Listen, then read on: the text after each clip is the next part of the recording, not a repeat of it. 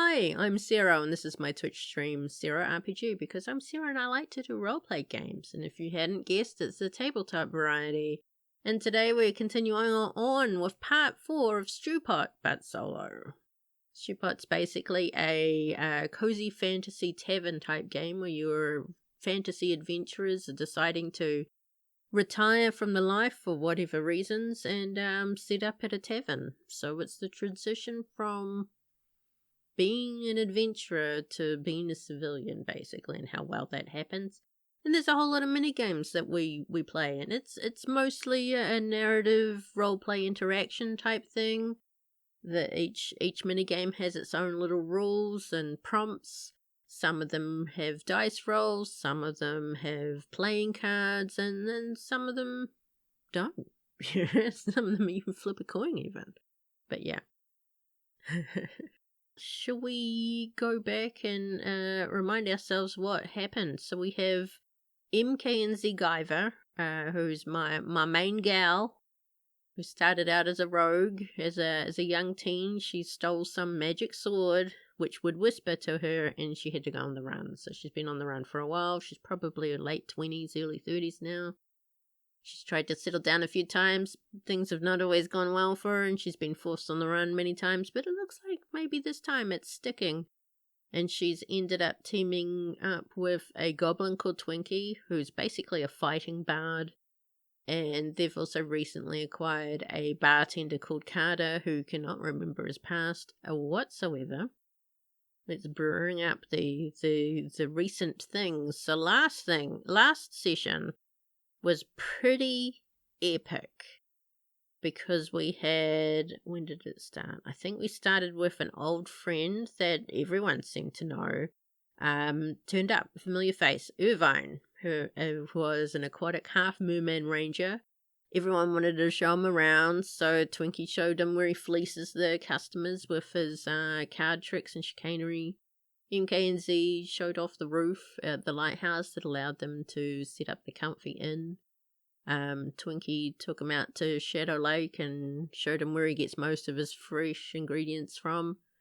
But he needed a bit of help taking out some lionfish. Twinky, however, pisses off the spirit of the lake and ends up being cursed with webbed hands and feet and can no longer wear his favourite black boots that he also always wears. MK and Z took Irvine out to the little old church that had burnt down, but graveyard's still there, and they had a picnic under a beautiful statue. Irvine even spent some time drinking at the bar, keeping an eye on Carter, wondering about him there. They decide to throw a bonfire and, reminisce. We get a little bit drunk, and when they wake up in the morning, Irvine and his ermine butter have left, but there's a whole lot of freshly caught lionfish, so seems like the lionfish overpopulation has been depopulated.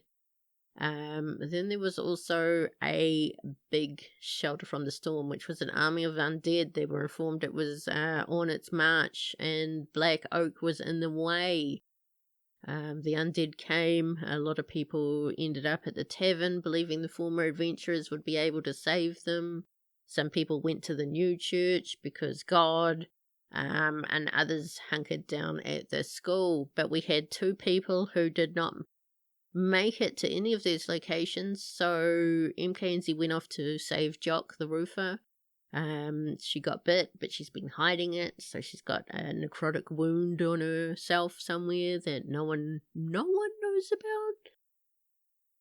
Carter was sent by MK and Z to get the little old lady who used to own the tavern to get her to safety, but she refused to leave the home she'd lived in since she first got married to her now deceased husband. He wasn't deceased when she married him.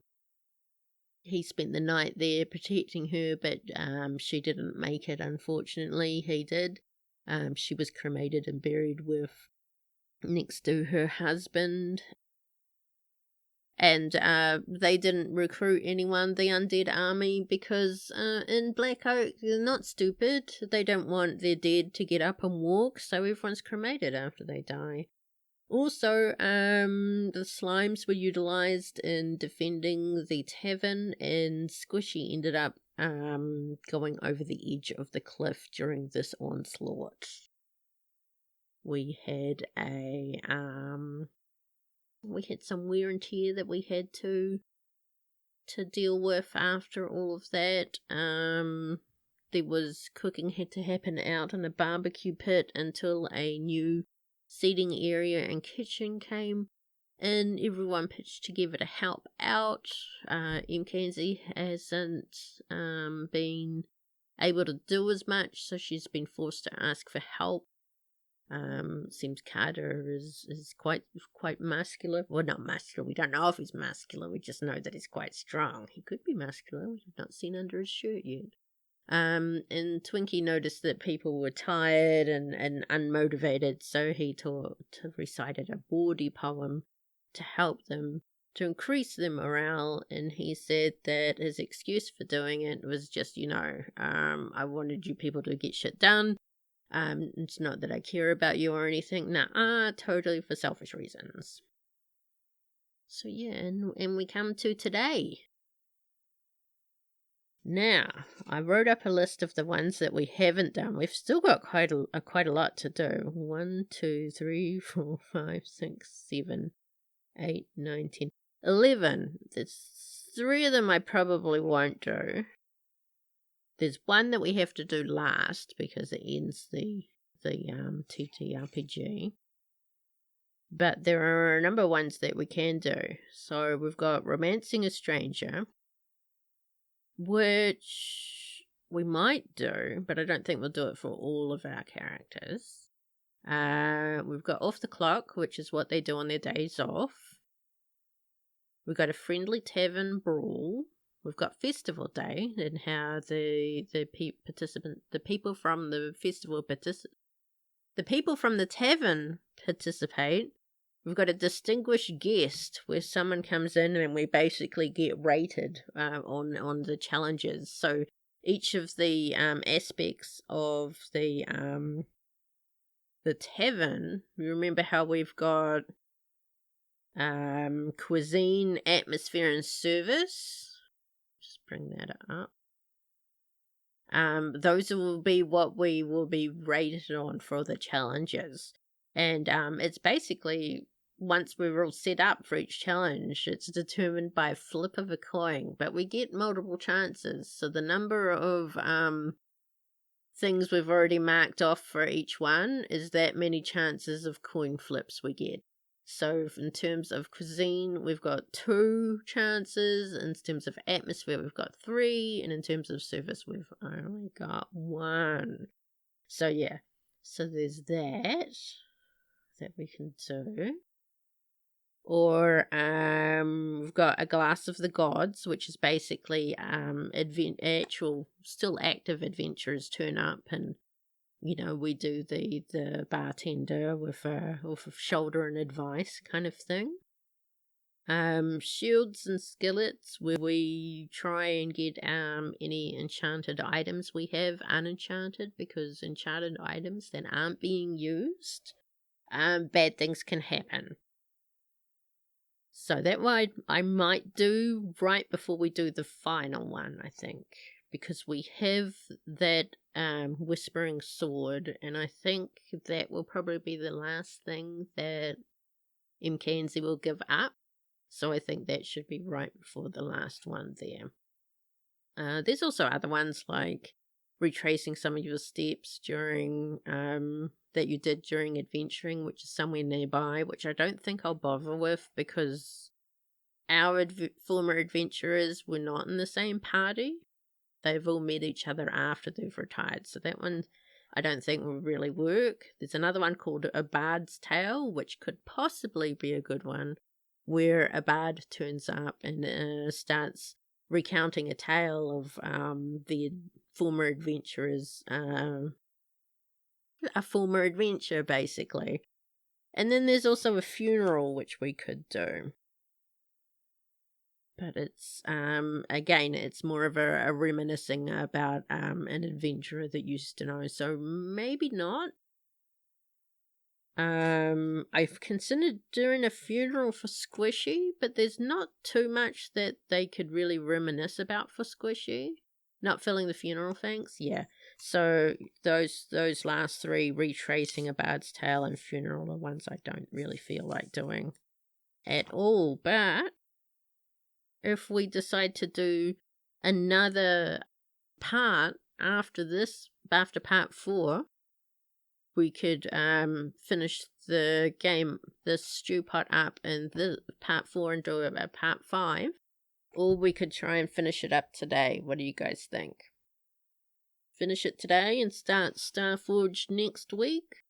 Or do one more part? We'll go with what you guys want. Let's get rolling to decide partway through. Oof, okay. Right, what should we start with then? Should we go with... We could do some where it's just one of the characters is just doing a thing. So we could have Twinky romancing a stranger, Carter doing the friendly tavern brawl, and or it could be Mackenzie doing the friendly tavern brawl, and then maybe Carter could do a glass of the gods, or Mackenzie could do a glass of the gods. But it could be funny to see each of them do a glass of the gods, where they give advice to adventurers, because they could all basically have some very different ways of different advice that they could give. So I think that's an everyone one, and maybe off the clock. Then if we do part 5, we could do Festival Day, a distinguished guest, unenchant the sword, and do the final one. I think that sounds like a plan. Yeah, so we'll do a part 5. Okay, so we'll start with romancing a stranger for Twinkie. Silliest thing ever. Alright, romancing a stranger. Romancing a stranger. Oh my god. Okay, so someone in the tavern makes eye contact with you and their gaze lingers a little longer than you would expect. Your co-workers urge you on and make every excuse to send you over to talk to the lovely stranger. So for this one, it's supposed to be a 2-person thing, obviously, but we will try and do it with the audience. And we'll see how we go. Okay. So 1 pair plays. 1 player is the romancer and the other one is the stranger. So the romancer described a detail of the stranger that drew to them, and the stranger described the first thing you notice about the romancer. Getting to know each other. So we'll take turns. Maybe tell a corny joke. Yep. I name a place you remember visiting. I compliment you. You think I'm making fun of you. I'm completely earnest. What am I complimenting you on? I have to step away for a moment, but I look across the room and oh god. And closing time. Okay. So you guys wanted Twinkie pursuing the itinerant blacksmith. Okay. So what is the itinerant? Who is the itinerant blacksmith? So romancing a stranger. Twinkie romancing an itinerant blacksmith called George. Okay. What species is George? What would or who would likely capture Twinkie's a half-orc? Yeah, I was thinking you were going to go with Minotaur, but half-orc's good. George, who is a half... I almost wrote Minotaur there. A half-orc. Yeah, male, female, or other. Or any. Okay. So what catches Twinky's eye, do you think? The size of George, scars, or the laugh of the half orc, or what captures Twinky? What makes a twinkle, and what makes Twinky's eyes twinkle? Twinky likes big hairy guys. Okay, so George is a big hairy guy. Twinkie likes big hairy guys, and George fits that requirement. Gives Twinkie a twinkle. Okay. So maybe Carter notices that Twinkie keeps poking their head through the service window, which would require him to hop up, probably. But I'm pretty sure Twinkie spends most of the time on a stool doing their cooking, and keeps peering through the service window to look at some half orc. And Carter has noticed this and says, "Why don't you go over and say hi?" Or maybe Carter says, "Do you know that half orc?" Carter notices Twinkie peeking through the service window and asks if he knows them. Twinkie's like, "Nah." So Carter suggests, "Why don't you take the food over? And say hi." Do we think it takes Twinkie much of a... Does Twinkie like, "Sure"? Or is Twinkie requiring a little bit more persuasion?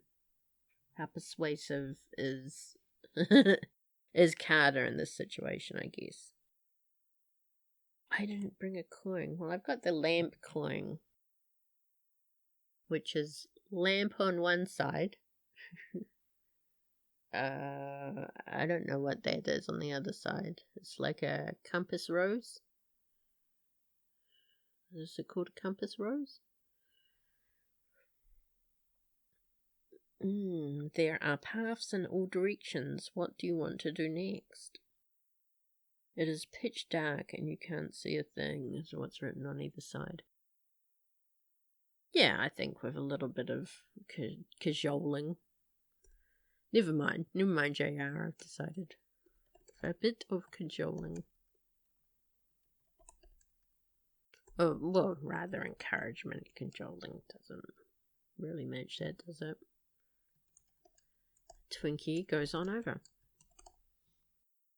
And I think Twinkie starts the conversation with a corny joke.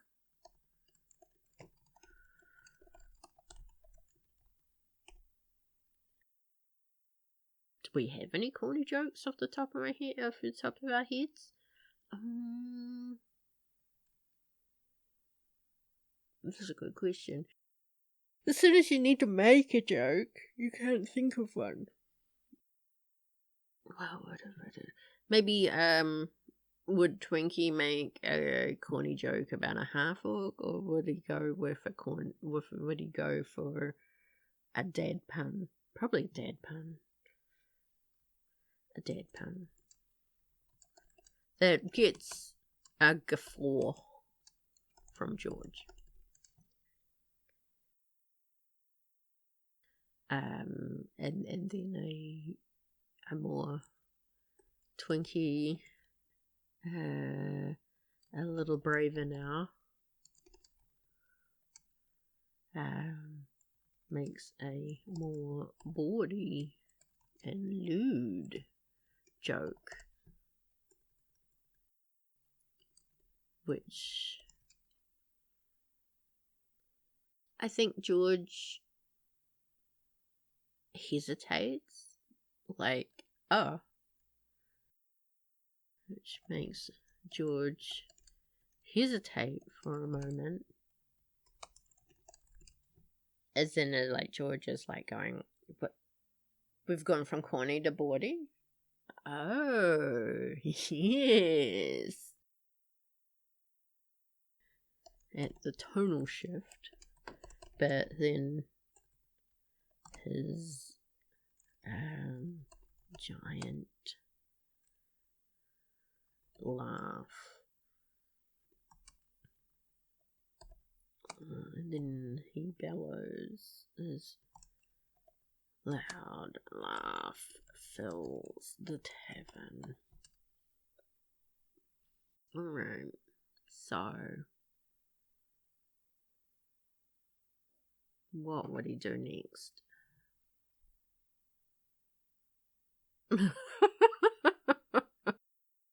This is like a typical manga anime, isn't it? I trip and fall against you. You catch me. What do you say? I think we need to have a little bit of conversation at this point before we try any of these hand-holding and tripping tricks. Ooh. I like this one at the bottom here. Oh, you guys can't see it. Let me bring it up. We decide to play a game. Are you terrifyingly good at it or charmingly terrible? I could see this turning into strip poker in the middle of the tavern. Can't you? Wouldn't that be hilarious? Okay, so we'll say that they we'll go with a compliment. How does Twinky try to compliment? Probably like, I like you're a big. Twinky switches to complimenting George and saying, hey, JR says belly rubs. How are you going to get the belly rubs from just jokes?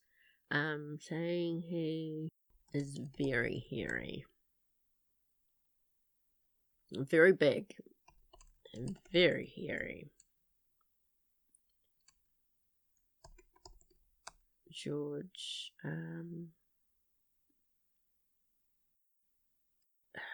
doesn't realize this is a compliment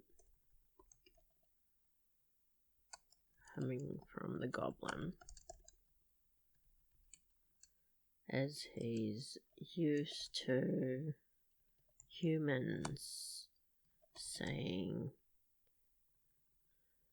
describing like this in a disparaging manner.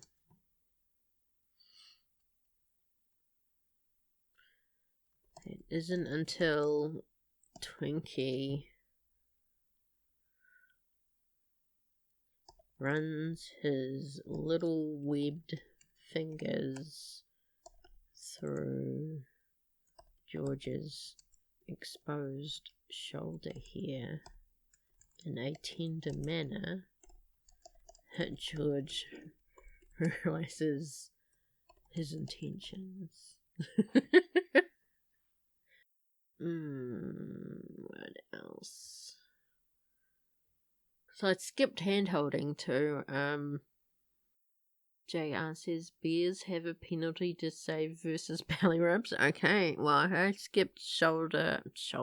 I skipped hand-holding and went straight to running fingers through shoulder hair.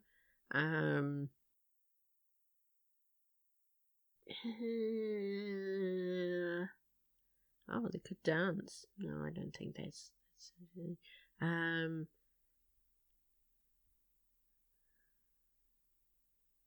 George compliments Twinky's stature and the food, and mentions the food is to his liking. Turns out George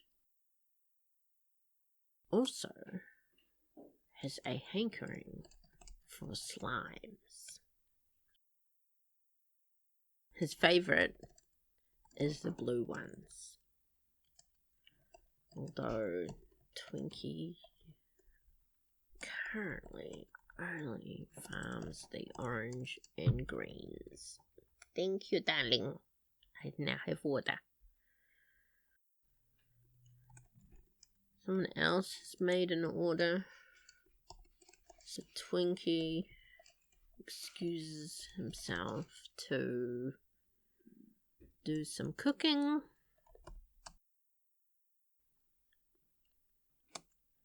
But continues to peek through the service window, and their eyes often meet.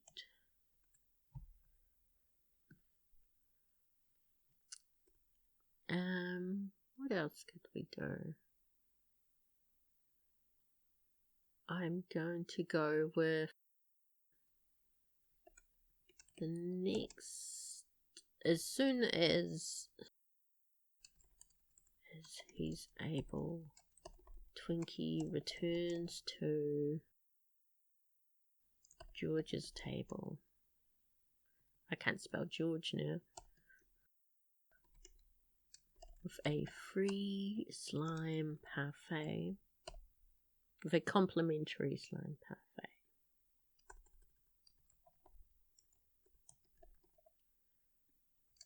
However,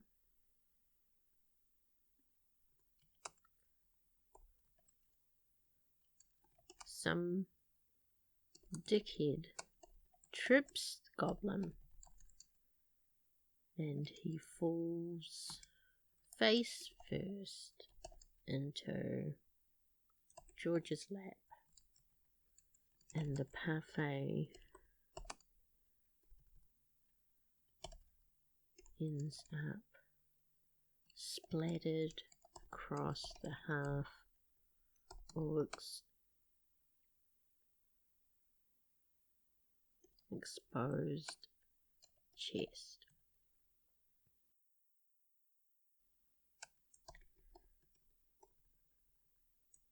After righting Twinky, George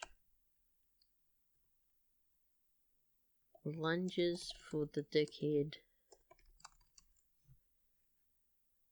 and drop kicks him out of the closed window, out through.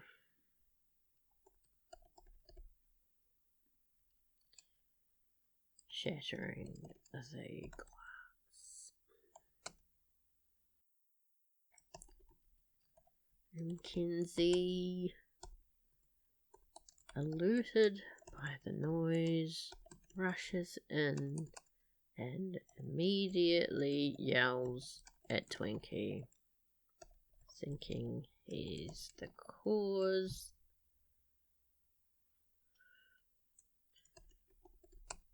George apologizes profusely and offers to pay for the repairs.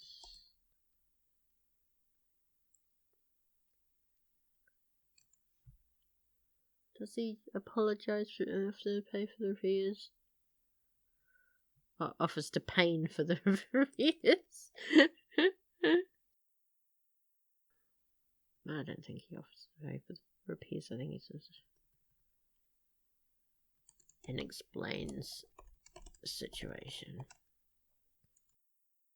Mackenzie accepts the apology and tells Twinky to it down. He tells Twinky to deal with it. Twinky tells Carter to deal with the window while he offers to clean up George. It takes the half-orc a moment to realize the lascivious, I think I'm using the word correctly, offer from the goblin as Twinky gestures for him to follow back to his room. Dot dot dot.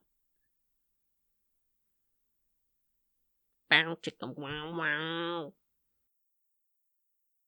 Alright, closing time. Well, that technically is closing time. So that's that one. What's next? What did I say was next? That we have a friendly tavern brawl. Well, we kind of have one there. But we could do... Actually, we could do a bard's tale and a glass of the gods. Okay. Let's do a bard's tale. But we'll do it for Carter. Let's see if we can find out some information about Carter. And then we'll do Tavern Brawl. And then we'll finish out with Glass of the Gods. During your time as an adventurer, you accomplished many daring deeds. In fact, some of those deeds are retold to this day by travelling bards.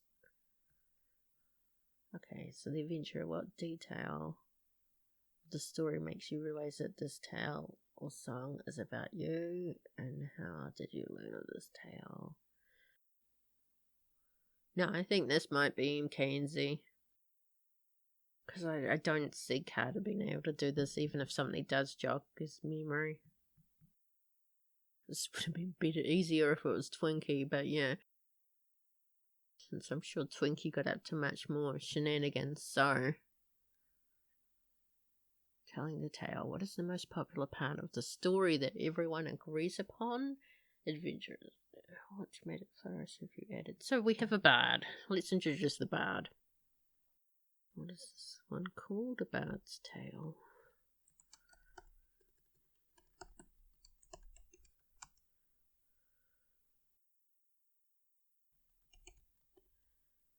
Oh, what was she known as? She had a name, didn't she? She was known as La Assassinita del Sol.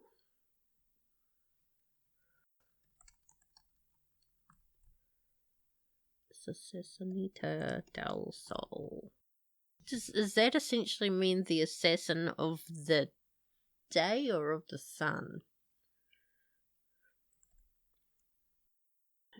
Who created that? So, what's the most popular story? Of the sun. So she's... Is it because of the blinding light emitted from her sword, I guess? Like the sun. We'll go with that. So we need a bard. Who would the bard be? A wandering bard visits the tavern. Visits Boozer's light. And in exchange for free food and lodging, they perform on the small stage. Tonight, they are retelling the epic tale of the lady killer of the sun.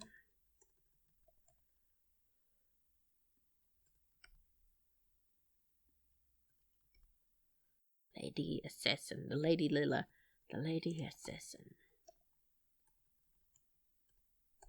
Assassin. A-S-S-S.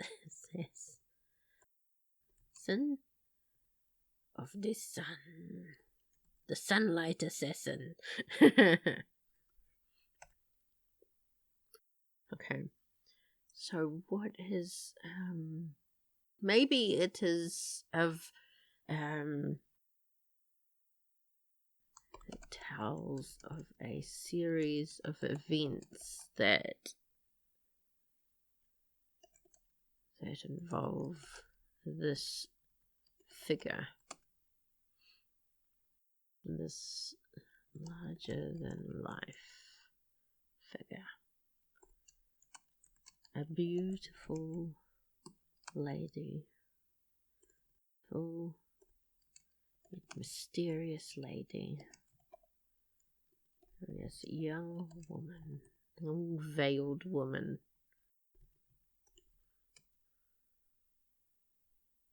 And by veil, I just mean like, you know, the little veil that covers the nose and the face. So it's like a veil so they can see her beautiful hair and her beautiful eyes.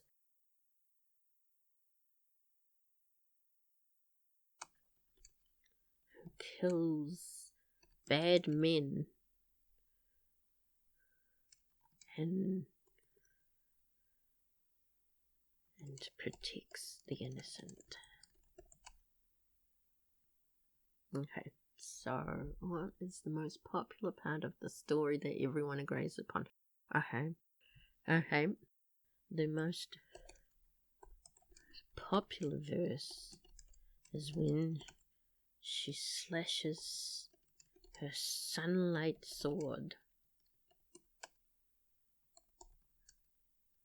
across the groin of a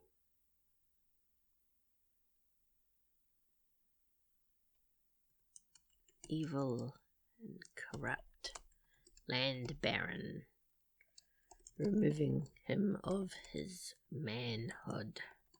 He can never defile young innocents again. It's mostly popular because of the size of his little member being teeny tiny. Those are the exact words in the tale. Teeny tiny. Is this part actually correct? It's at this point that we will go with Mackenzie blushes as this is the verse when she realizes the bard is recounting some of her kills. Would she interrupt at this point? What part of the story do you forcibly take over security held around? What part of the story do you find yourself telling consciously? Part of this tale is your least favor and why it's impossible to catch this part of story words. Some of these are funny. What part of this retelling almost makes you tackle the bard off the stage? Why is it infuriating? What part of the story can you see in your head as clear as the day it happened? I think this is the part of the story that she can... This is the part that she is able to clearly see in her mind. It's pretty accurate. Oh yes, definitely he's singing about a lusty encounter that never happened. I've got that one already, yep. The next verse tells of a lusty encounter with who would it be with? A beautiful elven man. Elven prince.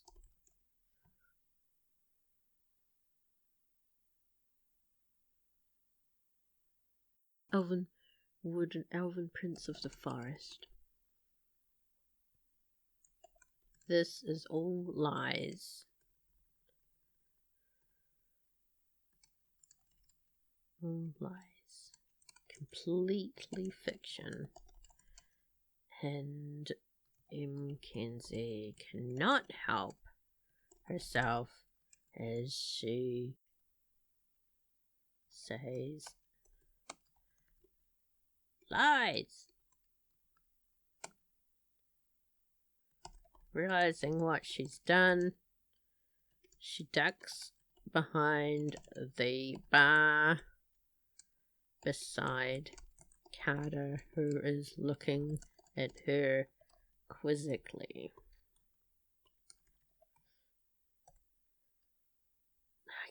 Why can I not spell? Okay. It never happened.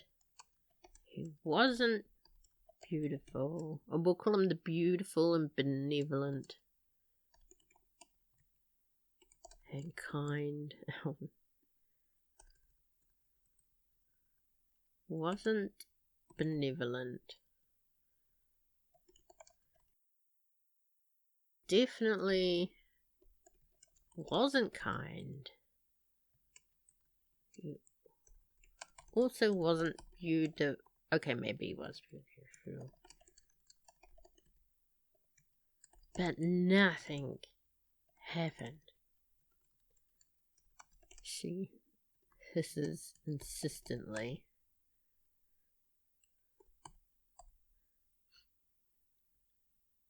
Carter looks at her with Pikachu face.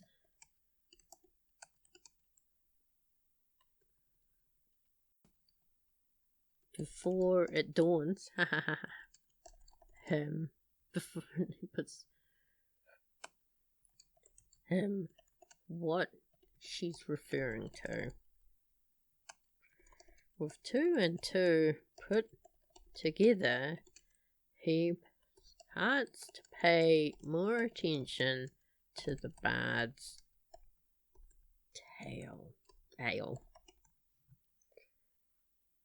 Okay. What else we got here? There is a guaranteed tearjerker. How long ago did the events of the tale take place? You remember it's part of the story is a little hazy and you're stumbling through. Now, and learns a lot more than Mackenzie about. ...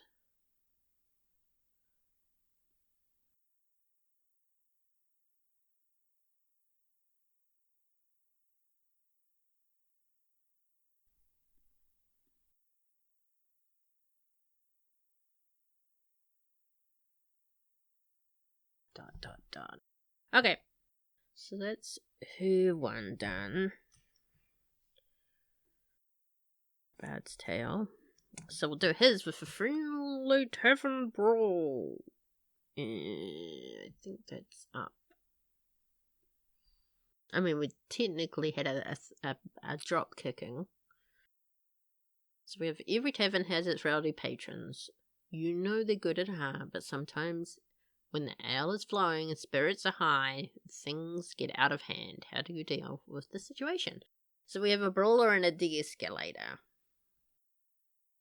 But I think we should come up with who was brawling first and then go into attempting to break up the fight. So, who are our brawlies? Or brawlers, rather. Let's see. So, is it a quiet night or is it a busy night? Is it full of locals or is the brawl because there's some kind of sports game happening with the neighboring town? What is the neighboring town? I would like to know what the neighboring town is. We are in Black Oak. The neighboring town. So what are they called? Some denizens. It's from the neighbouring town. Millvale? From Millvale, okay. The neighbouring town. Visiting because of the annual pie festival. Town of J. Arrington. I thought you were going to come up with something like white birch or something to go with black oak. Pies of is being held here in Little Old Black Oak.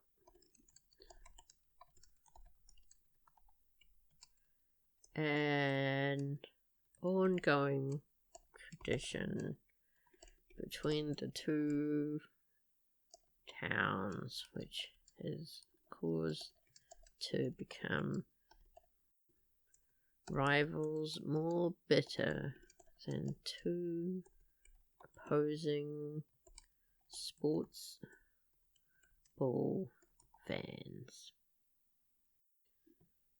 Murder Hoboton? Murder Hoboton, okay.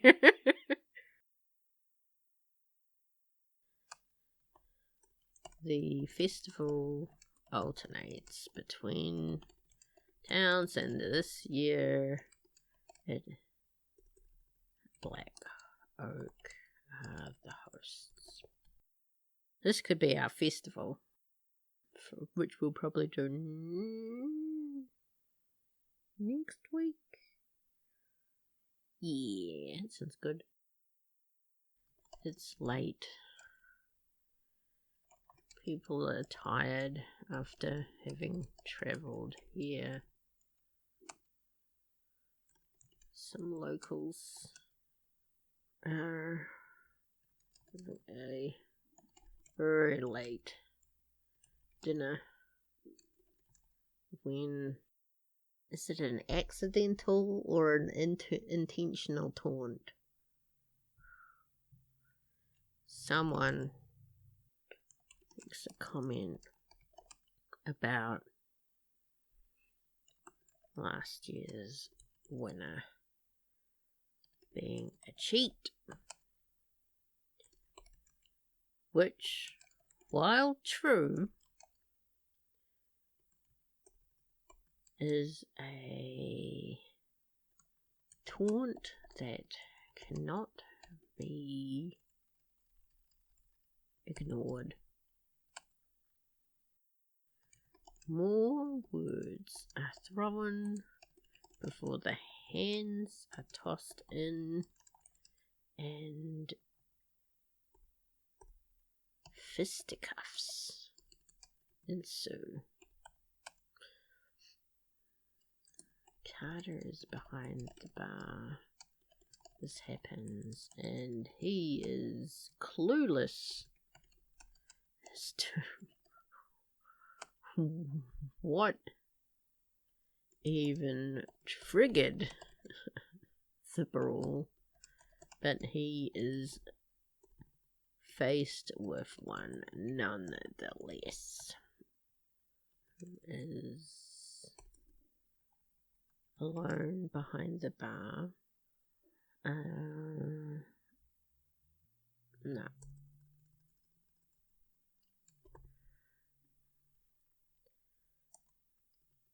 He is also the only staff member on the clock and must deal with this himself. Right, so the approach, the separation, and the talk down. You need to interrupt the fight. How do you draw their attention? How would Carter draw the attention of these townsfolk who are brawling? This is a good way for us to set the scene on a little bit of Carter's personality here. So, would he call something out to get their attention? Would he jump on the bar to get the attention? Do we have firearms in this day and age? And does he, shoot one into the ceiling? I don't quite think he's like that. I think that's a Twinky way of doing it. I think he might try to call out. His first attempt to attract their attention is to call out for them to stop. When this is ignored,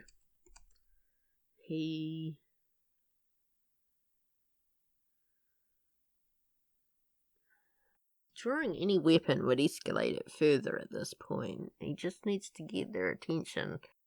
What if he has something that would make a noise? What if he bangs a tankard on the bar?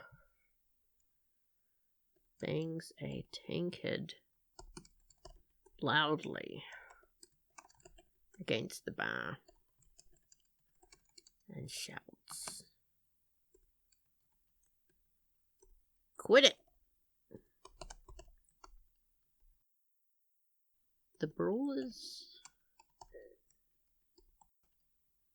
pause for a moment, seemingly shocked by the young man outburst, seeing as this is the loudest they've ever heard him, and he's always a quiet and affable person. Brawlers, how do you lash out? What do you say that you shouldn't? Well, I think they've already done that part by saying things and throwing hands, but we could go for separation. He would order them to separate, probably. Black Oak citizens, move, sit at those tables.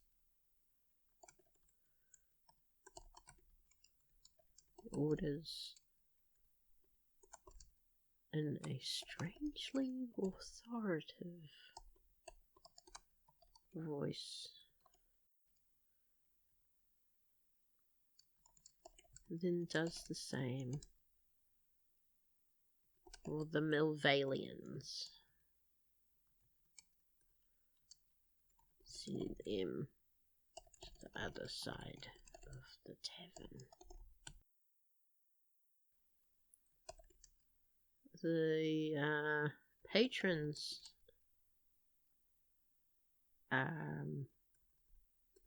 find themselves doing as ordered and separate. However, some git throws a cup across the room, beaning Jock in the back of the head.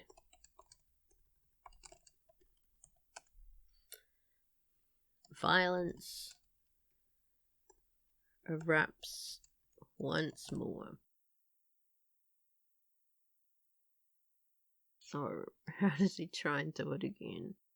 I think he might get in there and start tossing people. Carter shakes his head, rolls up his sleeves, and jumps into the fray. Bodily move, separating the combatants and forcefully sitting them, forcefully shoving them into separate. No, and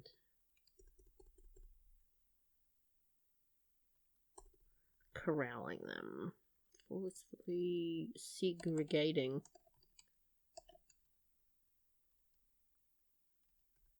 them all. He then gives them a stern talking to about, shames them to apologizing and rethinking, thinking about their actions and how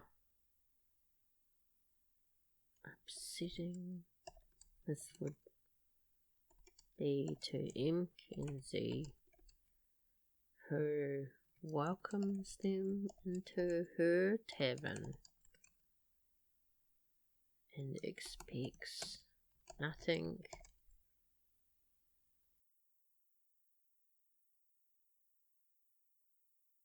and would not expect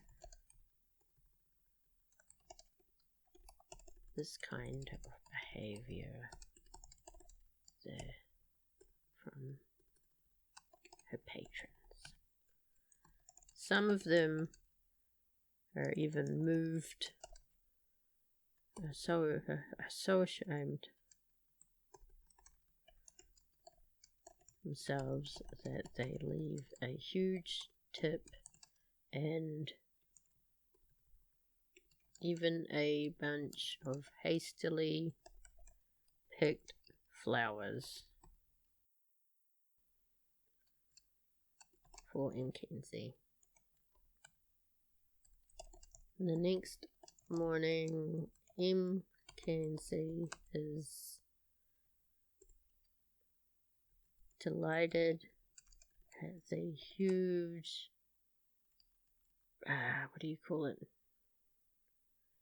Takings from last night. It is very confused by the flowers.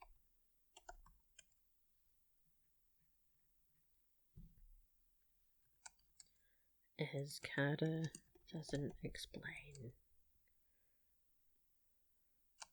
only shrugs in response to her questions about what happened last night and what are these for.